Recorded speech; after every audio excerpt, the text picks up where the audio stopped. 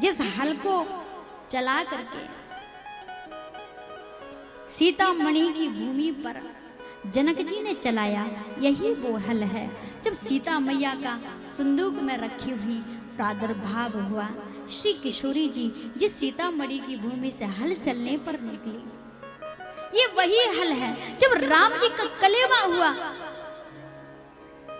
और जब राम जी और जानकी मैया को सबको विदा करने लगे, तो उस समय जनक जी ने कहा कि महाराज दहेज में मैं कुछ भूल रह गई हो। राम जी से कहा कुछ दहेज में कमी पड़ी हो। राम जी बोले मैं तो दहेज लेता ही नहीं, मैं तो इसके विरोध में हूं। पर लक्ष्मण जी बोले नहीं नहीं, मैं तो पक्ष में हूं, मुझे तो दहेज चाहिए। भरत जी ने कुर्ता खींचा, क्या कर रहे हो, दहेज मांगा जाता। लक्ष्मण जी बोले मुझे चाहिए। लक्ष्मण जी को कुर्ता खींचे, लक्ष्मण जी भागे उधर को, किसी के हाथ नहीं आ रहे, मुझे तो दहेज चाहिए, मुझे तो दहेज चाहिए, रूठ करके बैठ गए। जनक जी ने कहा रूठिए मत, क्या दहेज में आपको चाहिए।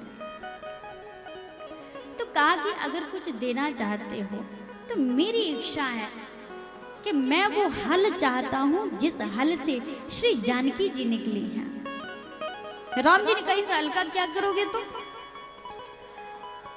बोले जब आज कुछ भी नहीं करूंगा, लेकिन बलराम जब बनूंगा, अगला जन्म मेरा होगा, तो लोगों के शुष्क हृदय पर वही हल को चला करके श्याम नाम की बीज बोऊंगा, और फिर देखो कैसे हृदय पर हरियाली उगती है, कैसे मैं कृष्णमय कर देता हूं लोगों को। इसलिए मुझे ये हल चाहिए, ये वही हल है। इसी हल से खींचते हैं। और मात्र दाव भैया ऐसे हैं कि जिनके पास संसार का सारा हल है, उनका तो हथियार ही हल है। और दाव भैया का जो हथियार है आज वो निष्क्रिय है।